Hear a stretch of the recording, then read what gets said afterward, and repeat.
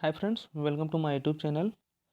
आज हम डिस्कस करने चल रहे हैं UP triple S C JE 2016 का पेपर, जो कि 19 दिसंबर 2021 को हेल्ड था। और इसका हम डिटेल सोल्यूशन कराएंगे और यह हमारा पार्ट 1 होगा। ठीक है, तो चलिए वीडियो स्टार्ट करते हैं। तो पहला क्वेश्चन है हमारा, ये सिविल इंजीनियरिंग सेक्शन का है। सिविल इंजीनियरिंग पहला क्वेश्चन है, fill in the blanks with the correct option dash is used to measure horizontal and vertical angle। Horizontal और वर्टिकल एंगल मेजरमेंट करने के लिए हम किसका यूज करते हैं? प्रिज्म का, कंपास का, या थियोडोलाइट का, या प्लम्बार का। तो हॉरिजेंटल और वर्टिकल एंगल दोनों मेजर किया जाता है हमारा किसके द्वारा? थियोडोलाइट द्वारा, हॉरिजेंटल और वर्टिकल एंगल। और जो हमारा कंपास द्वारा यूज किया जाता है, कंपास से केवल हॉरिजेंटल एंगल मेजर करते हैं। और चेन और टेप से चेन एंड टेप से हम केवल लीनियर मेजरमेंट करते हैं। और क्लाइनोमीटर से हम ओनली वर्टिकल एंगल मेजर करते हैं। और जो हमारा सब्सटेंस बार होता है, सब्सटेंस बार से हम कौन सा? हॉरिजेंटल डिस्टेंस मेजर करते हैं, हॉरिजेंटल डिस्टेंस से। और जो हमारा टेक्योमेट्री होता है, टेक्योमेट्री से हम क्या करते हैं?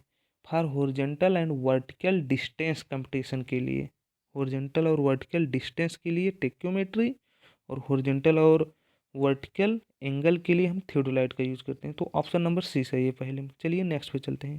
क्वेश्चन नंबर 2 है हमारा, where should you implement the steel reinforcement in a singly reinforce beam. Singly reinforce beam में आप स्टील कहाँ पे इम्प्लीमेंट करेंगे?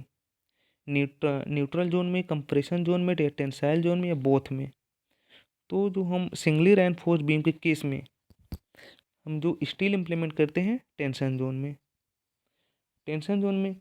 और तो फॉर नॉर्मल बीम कंडीशन, जैसे हमारा कोई नॉर्मल बीम है, नॉर्मल बीम कंडीशन में हमारा जो टेंशन जोन कहाँ पे होता है? टेंशन जोन हमारा नीचे होता है, नीचे की साइड हमारा यहाँ पे टेंशन जोन होता है। जैसे हमारा कोई नॉर्मल बीम कंडीशन हो गया, ठीक, यहाँ पे हमारा टेंशन जोन लोअर साइड में। लेकिन यदि हमारा यही कैंटिलीवर बीम हो जाता है, कैंटिलीवर के बीम के केस में हमारे पास टेंशन जोन अपर साइड में यहाँ पे आ जाता है। क्योंकि हमारी बीम कुछ इस तरह से बेंड होती है, इस तरह से। तो नीचे हमारा यहाँ पे कंप्रेसर जोन और ऊपर की साइड टेंशन जोन, और टेंशन जोन में हम रेनफोर्समेंट प्रोवाइड करते हैं। तो अपर साइड कैंटिलीवर बीम के केस में और नॉर्मल बीम के कंडीशन में टेंशन जोन हमारा लोअर साइड होता है, ठीक। और यहाँ पे दिया है compression zone, tensile both, tensile and. एक होता है सिंगली रेनफोर्स बीम और डबली रेनफोर्स बीम। तो यहाँ पे सिंगली के विषय में पूछा गया है, अर्थात डबली के केस में क्या होता है? डबली रेनफोर्स बीम, इस कंडीशन में जो होता है हमारा reinforce provided both side, compression as well as tension. तो टेंशन में प्रोवाइड किया ही जाता है, तो इस साइड कंप्रेशन जोन में भी प्रोवाइड करते हैं डबली रेनफोर्स बीम के केस में। और अगर हमारा ओवर रेनफोर्स कंक्रीट बीम है, ओवर रेनफोर्स कंक्रीट बीम है, तो हमारा जो concrete over reinforce concrete beam है, कंक्रीट है, तो कंप्रेशन फेल्योर उसको कहते हैं। इस कंडीशन में हमारा कंप्रेशन फेल्योर क्यों कहते हैं? Because tension capacity of steel is greater than concrete. जो स्टील की टेंशन कैपेसिटी होती है वो ग्रेटर देन कंक्रीट होती है, अर्थात कंक्रीट फेल्स फर्स्ट, स्टील पहले नहीं फेल होती। तो यहाँ पे कंक्रीट जो होता है फेल्योर किस में होता है? कंप्रेशन में होता है, तो कंप्रेशन फेल्योर हो जाता है। और अंडर रेनफोर्स बीम के केस में क्या होता है? इसमें होता है डक्टाइल फेल्योर। डक्टाइल फेल्योर मतलब failure occurs due to tension, because tension capacity of steel is lesser than concrete. Under reinforce case में जो हमारा टेंसाइल स्ट्रेंथ ऑफ स्टील वो पहले अचीव हो जाता है, इसलिए टेंशन फेल्योर या डक्टाइल फेल्योर होता है, ये हमारा सेफ होता है, ये इसी पे हम डिजाइन करते हैं। और अंडर रेनफोर्स केस में जो हमारा एक्सयू होता है, एक्सयू होता है, actual neutral axis is less than एक्सयू limit. और ओवर रेनफोर्स बीम के केस में हमारा जो एक्सयू होता है या एक्सए होता है, actual neutral axis, is greater than एक्सयू limit. तो यहाँ पे हमारा ऑप्शन कौन सा सही था? टेंशन जोन में हम प्रोवाइड करते हैं टेंसाइल सिंगली रेनफोर्स बीम के केस में ऑप्शन नंबर सी सही होगा। चलिए नेक्स्ट क्वेश्चन चलते हैं। क्वेश्चन नंबर हमारा 3 क्या है? Fill in the blanks with the correct answer. Dash EDMs can be use up to a range of 100 kilometre while dash type is use with range up to 3 kilometre. तो EDM के विषय में पूछा गया है। जो हमारा ईडीएम के टाइप होते हैं, ईडीएम 3 टाइप के होते हैं। एक होता है माइक्रोवेव ईडीएम, एक इंफ्रारेड ईडीएम इंस्ट्रूमेंट, और एक होता है विजिबल लाइट ईडीएम। जो हमारा माइक्रोवेव ईडीएम होता है उसको यूज कहाँ तक करते हैं? अप टू 100 किलोमीटर, 100 किलोमीटर तक हम माइक्रोवेव पर यूज करते हैं। और इंफ्रारेड का इसको अप टू 3 किलोमीटर, इंफ्रारेड। और जो हमारा विजिबल लाइट इंस्ट्रूमेंट होता है इसको अप टू 2.5 किलोमीटर तक यूज करते हैं। तो ऑप्शन के अकॉर्डिंग यहाँ पे हमारा पूछा गया है अप टू 100 किलोमीटर रेंज तक कौन सा यूज करते हैं? माइक्रो। फर्स्ट में माइक्रो किस में है? डी में। और यहाँ अप टू 3 किलोमीटर तक इंफ्रारेड। तो ऑप्शन नंबर हमारा डी सही होगा। तो चलिए नेक्स्ट क्वेश्चन पे। नेक्स्ट क्वेश्चन है क्वेश्चन नंबर हमारा 4 है। Which among the following is a constituent of a good brick. Good brick का कॉन्स्टिट्यूएंट क्या होता है? एल्युमिना, स्टील, गोल्ड या कॉपर। क्योंकि गुड ब्रिक में हमारा होता है एल्युमिना। ऑप्शन के अकॉर्डिंग यहाँ पे एल्युमिना होगा। इसका एक ट्रिक क्या है? सलीम, SALIM।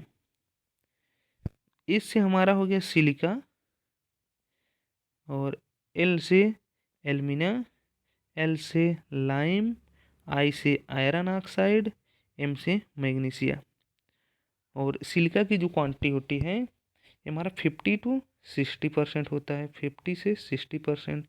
एल्यूमिना 20 से 30%, जो कि ऑप्शन में है, 20 से 30%। और लाइम ये हमारा 5 to 6% लेते हैं, 5 to 6%। आयरन ऑक्साइड ये भी हमारा 4 to 5%। और मैग्नीशियम जो होता है <1। तो इस ट्रिक के अकॉर्डिंग जो है हमारा डिक्रीजिंग आर्डर में इधर है कॉन्स्टिट्यूएंट। और ये इम्पार्ट क्या करते हैं, प्रदान क्या करते हैं? इम्पार्ट अगर हमारा सिलिका है, सिलिका जो हमारी इम्पार्ट करती है यूनिफॉर्म टेक्सचर्स या शेप एंड साइज ब्रिक को। और जो हमारा एल्यूमिना इम्पार्ट करती है ये प्लास्टिसिटी। और लाइम, लाइम जो हमारी इम्पार्ट करती है ये प्रिवेंट क्रैकिंग एंड क्रैकिंग से इसको प्रिवेंट करती है ब्रिक को। और जो हमारा आयरन ऑक्साइड होता है, iron oxide red brown colour provide कराता है, रेड ब्राउन कलर और स्ट्रेंथ भी प्रोवाइड कराता है आयरन ऑक्साइड। और जो हमारा मैग्नीशिया है, मैग्नीशिया हमारा प्रोवाइड क्या कराता है? Yellow tint colour, yellow colour provide कराता है मैग्नीशिया। अब एक्सेस होने पे क्या हो जाएगा? इन कंपाउंड का अगर एक्सेस होता है तो भी दिक्कत है। एक्सेस होने पे हमारा सिलिका अगर एक्सेस हुआ तो ब्रिक ब्रिटल हो जाती है, हमारी ब्रिक ब्रिटल नेचर की हो जाती है। और एल्यूमिना एक्सेस हुआ तो श्रिंकेज एंड वार्पिंग प्रॉब्लम आ जाती है, श्रिंकेज एंड वार्पिंग प्रॉब्लम हो जाती है। और यदि लाइम का एक्सेस हुआ तो ब्रिक मेल्ट करने लगती है, ब्रिक जो होता है लो टेम्परेचर पे मेल्ट करने लगती है। और जो हमारा आयरन ऑक्साइड हुआ, आयरन ऑक्साइड की अधिकता से जो हमारा होता है डार्क ब्लूइश कलर हो जाता है या ब्लैकिश कलर का हमारा ब्रिक हो जाता है। और magnesia decay of brick, brick जो होती है ख़त्म होने लगती है, क्षरण होने लगता है। तो इसमें ऑप्शन हमारा एल्यूमिना सही है। चलिए नेक्स्ट क्वेश्चन पे, क्वेश्चन नंबर 5 नंबर क्वेश्चन है fill in the blanks. Mansard truss is a combination of जो मैnsard ट्रस होता है वो किसका कॉम्बिनेशन होता है। मैnsard ट्रस जो होता है हमारा कुछ इस तरह का होता है, ऐसे है, ओके, ऐसे, सॉरी, कुछ इस तरह का है। और इसमें जो होता है हमारा किंग पोस्ट, और ये हमारा क्या होता है, ये स्ट्रट होता है, ये वाला स्ट्रट, ये किंग पोस्ट, और कुछ यहाँ पे ऐसे होता है, और ये इधर आया रहता है। तो इसमें जो है अभी हम दिखाते हैं, जैसे ये कलर ले लिए, इसमें जो हमारा ए वाला पॉइंट है ये हमारा किंग पोस्ट है, और जो इसमें ए वाले हैं, ए पॉइंट या ये हमारे प्रिंसिपल राफ्टर है। क्या है, प्रिंसिपल राफ्टर। और इसमें जो ए है, ए वाला पोर्शन, ये हमारा टाई बीम है, टाई बीम, टाई बीम, ठीक। और जो ए वाला है वर्टिकल पोर्शन, यही हमारा क्वीन पोस्ट है, इसको हम क्वीन पोस्ट बोलते हैं। तो इसमें देखा जाए तो किंग पोस्ट और क्वीन पोस्ट, अपर साइड में हमारा किंग पोस्ट, लोअर साइड में क्वीन पोस्ट। तो ये किसका कॉम्बिनेशन होता है, ये होता है हमारा किंग पोस्ट और क्वीन पोस्ट का, किंग और क्वीन का कॉम्बिनेशन होता है। तो ऑप्शन नंबर यहाँ पे डी सही होगा। चलिए नेक्स्ट क्वेश्चन पे चलते हैं। नेक्स्ट क्वेश्चन हमारा question number 6, fill in the blanks, fine aggregate can pass through I sieve of. Fine aggregate किससे पास करना चाहिए, जो हमारा आई सीव नंबर कितने से, सीव नंबर 4.75 से अगर हमारा पास होता है तो उसको हम फाइन एग्रीगेट बोलते हैं, इससे पास हो जाना चाहिए। और retained on and retained 75 micron, तो इसको हम फाइन सीव बोलते हैं। अब सीव कंडीशन क्या होता है, यदि हमारा 4.75 से रिटेन्ड ऑन 4.75 mm या ग्रेटर देन 4.75 mm, तो इसको हम बोलते हैं कोर्स एग्रीगेट। कोर्स एग्रीगेट यदि less than 4.75 mm or pass through 4.75 mm or retain on 75 micron, तो इसको हम बोलते हैं फाइन एग्रीगेट। फाइन एग्रीगेट, जो हमारा फाइन एग्रीगेट होता है वो सैंड होता है, और जो हमारा कोर्स एग्रीगेट एक ग्रेवेल कोवेल बोल्डर होते हैं, ठीक। तो ऑप्शन के अकॉर्डिंग हमारा यहाँ पे सी सही हो जाएगा। चलिए अभी बताते हैं, देखिए क्ले, क्ले जो होता है हमारा less than 2 micron, silt, silt जो होता है 2 माइक्रोन से 75 माइक्रोन, और सैंड जो होता है, सैंड हमारा 75 माइक्रोन से होता है 4.75 माइक्रोन, 4.75 mm, जो कि इसी के रेंज में बताया गया 4.75 mm ऑप्शन के अकॉर्डिंग। और ग्रेवल जो होता है, ग्रेवल 4.75 mm से हमारा 80 mm तक ग्रेवल होता है, और कोवल जो होता है 80 mm से 300 mm तक, और बोल्डर जो होता है हमारा ग्रेटर देन 300 mm। और यहाँ पे सैंड दिया है, सैंड की 3 कैटेगरी और आ जाती है, fine sand, medium sand, coarse sand. Fine sand हमारा 75 माइक्रोन से 425 माइक्रोन, मीडियम सैंड 425 माइक्रोन से 2 mm, और कोर्स सैंड हमारा 2 mm से 4.75 mm, ठीक है। चलिए नेक्स्ट क्वेश्चन पे, क्वेश्चन नंबर हमारा 7 क्या है, 7 है, you have a plain and reinforced concrete footing leaning on ground. Point will be noted, leaning on ground. Which of the following limitations should you maintain for thickness T at the edge of footing? Edge of footing. तो हमारा footing कुछ इस तरीके का होता है, footing, footing यहाँ पे ये हमारी फुटिंग है। तो इसी के विषय में हमारा पूछ रहा है, ये थिकनेस, थिकनेस मिनिमम कितना होनी चाहिए। अब इसकी 2 कंडीशन है। फर्स्ट कंडीशन है जब हमारा फुटिंग लीनिंग और रेस्टिंग, रेस्टिंग ऑन ग्राउंड या सॉइल, यदि हमारा ग्राउंड या सॉइल पे फुटिंग लीनिंग है, तो उस कंडीशन में should not less than 150 mm या 15 सेंटीमीटर। 15 सेंटीमीटर से कम नहीं होना चाहिए, जो कि इस क्वेश्चन में पूछा गया है ग्राउंड में, तो 15 सेंटीमीटर। और दूसरी कंडीशन क्या होती है, द फुटिंग और resting above the top of pile. यदि पाइल यहाँ पे होता, पाइल के ऊपर हमारी फुटिंग कोई रेस्टिंग है, तो उस कंडीशन में, पाइल की कंडीशन में नॉट लेस देन 30 सेंटीमीटर या 300 mm, लेकिन यहाँ पे ग्राउंड की कंडीशन पूछा गया है तो 15 सेंटीमीटर होगा। ऑप्शन नंबर सी सही है। चलिए नेक्स्ट क्वेश्चन पे। क्वेश्चन नंबर हमारा 8 है, which of following foundation is adapted where the loose soil extended to a greater depth.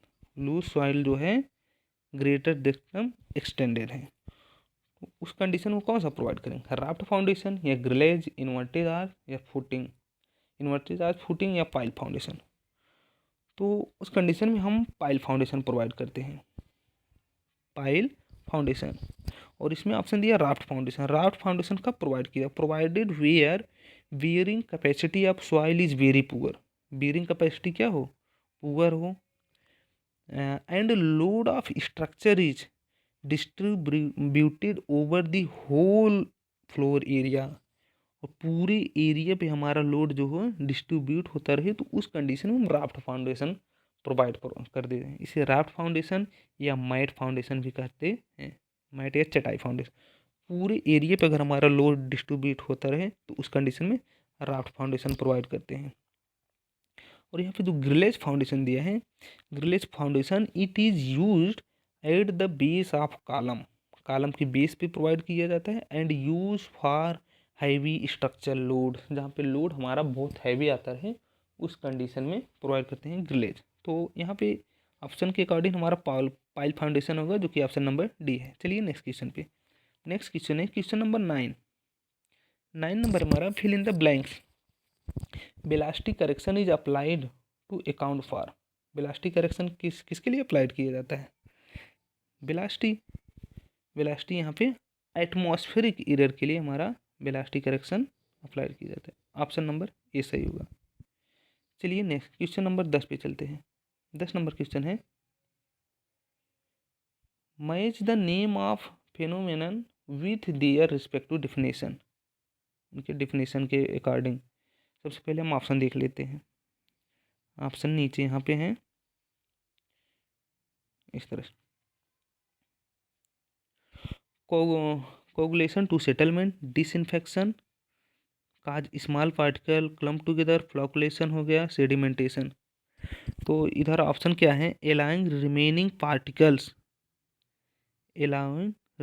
Particle,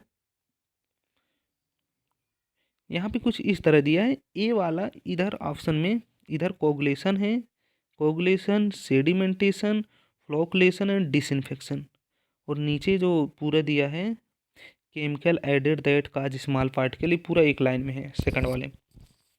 तो कोगुलेशन, तो allowing remaining particles to settle, remaining particle को settle करने के लिए हम कौन सा, फ्लॉकुलेशन, कोगुलेशन या सेडिमेंटेशन।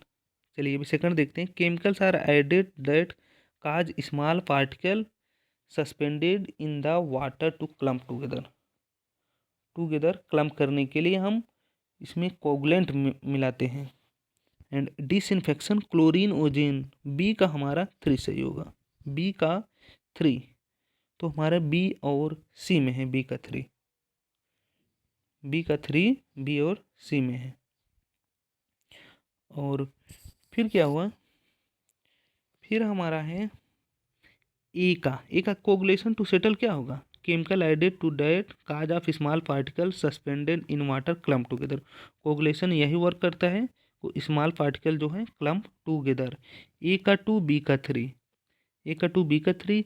और फिर क्या है, सी नंबर, फ्लोकुलेशन क्या करता है, mix the water with large paddle so that clump particle can brought together into larger clump, जो छोटे छोटे पार्टिकल हैं वो बड़े पार्टिकल में कलेक्ट हो जाएं, और उसके बाद सेडिमेंटेशन प्रोसेस में उसको रिमेनिंग जो पार्टिकल हैं उसको सेटल करा लेते हैं। तो डी का 1, ए का 2, बी का 3, सी का 1, यहाँ पे ऑप्शन नंबर बी सही होगा, ऑप्शन नंबर बी। चलिए नेक्स्ट क्वेश्चन चलते हैं। क्वेश्चन नंबर नेक्स्ट है 11th नंबर।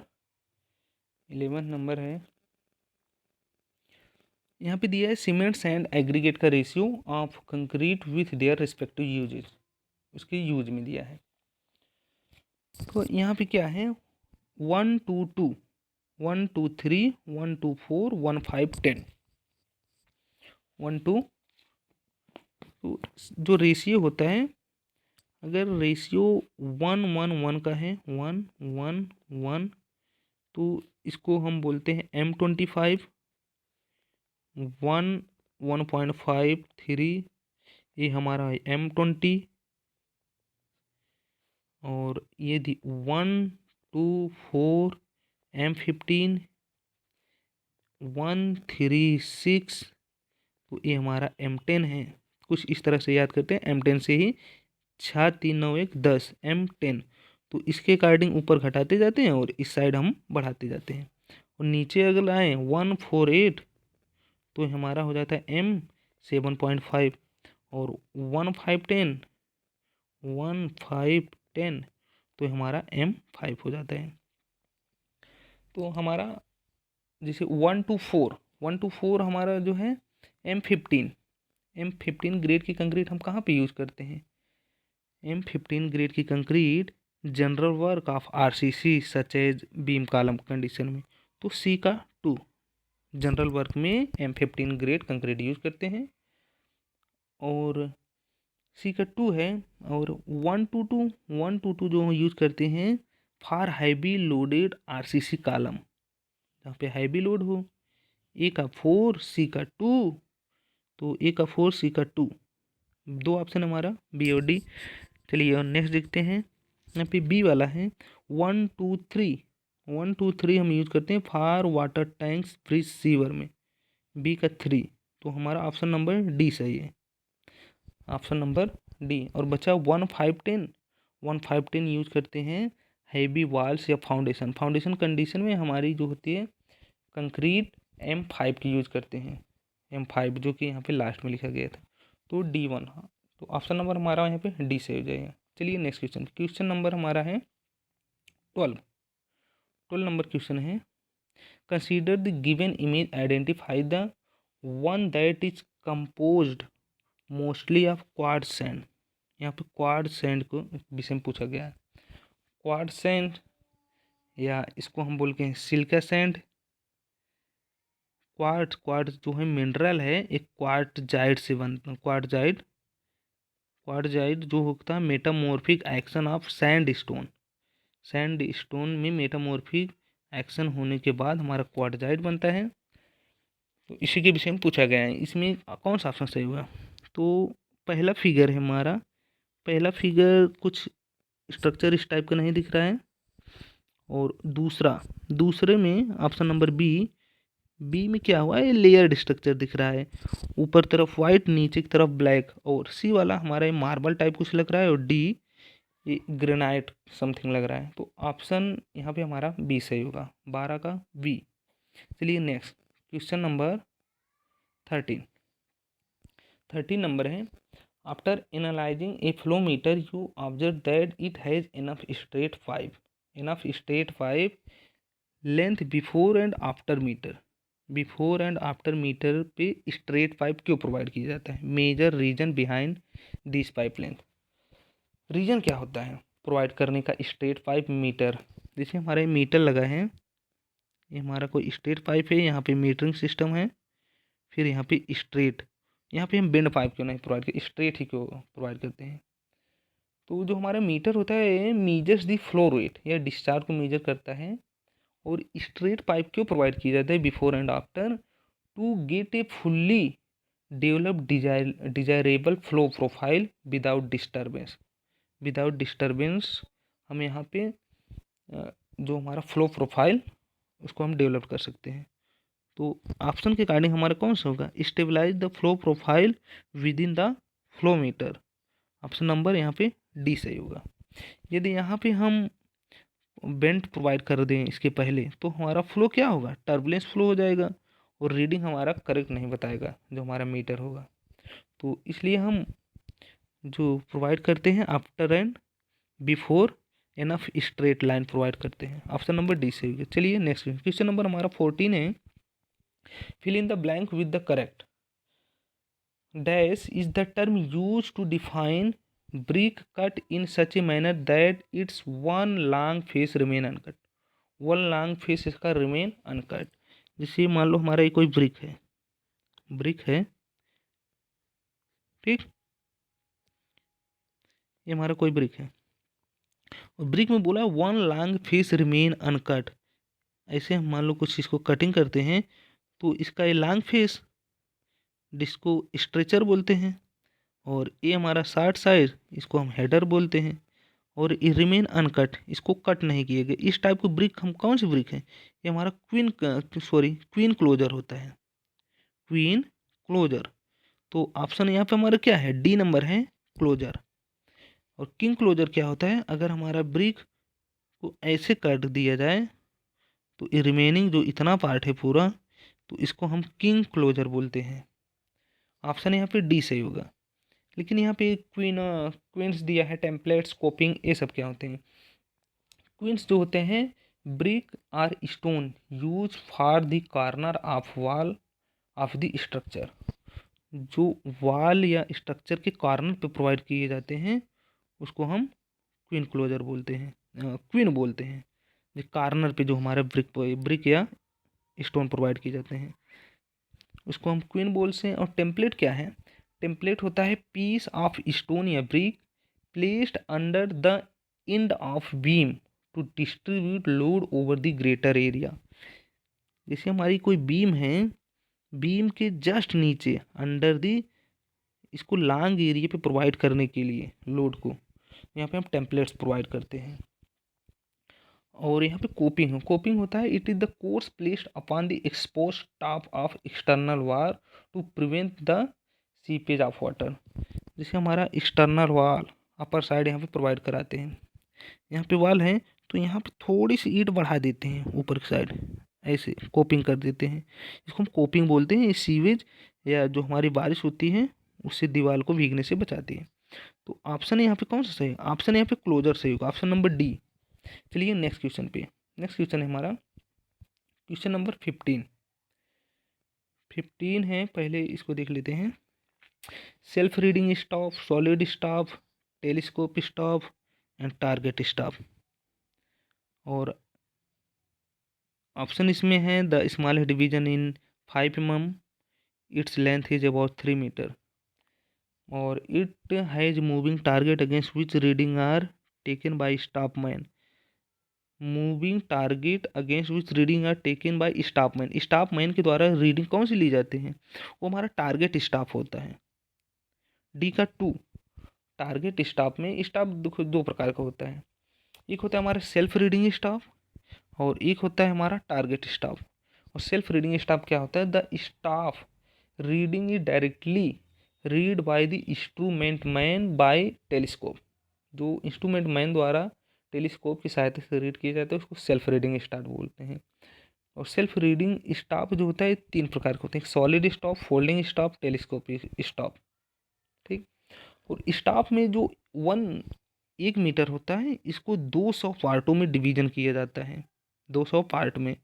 और अर्थात एक पार्ट हमारा या लीस्ट काउंट हमारा कितने का हुआ, लीस्ट काउंट हमारा 5 mm का होता है स्टॉप में। तो ऑप्शन के कारण चलते हैं डी का 2। डी का 2 अभी देखते हैं,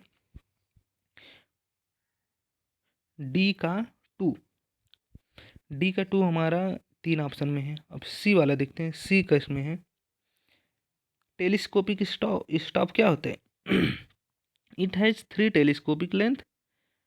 टेलीस्कोपिक यहाँ देखो वर्ड ही यूज कर दिया, 3 टेलीस्कोपिक लेंथ। तो सी का हमारा 4 हो गया, सी का 4। अभी भी 2 ऑप्शन है। अब बी देखते हैं, बी है हमारा सॉलिड स्टॉप। सॉलिड स्टॉप जो होता है, solid staff the smallest division is 5 mm and its length is about 3 metre. B का 1 हो गया। और एक क्या है, self reading staff. Self reading staff हमारा 3 नंबर है, the reading are always taken from the telescope hence appear inverted. तो ऑप्शन यहाँ पे हमारा ऑप्शन नंबर बी सही हो जाएगा। ठीक है, तो आज के लिए बस इतना ही। मिलते हैं नेक्स्ट वीडियो में। ये वीडियो पसंद आए कृपया लाइक, सब्सक्राइब और शेयर करना ना भूलें। Thank you.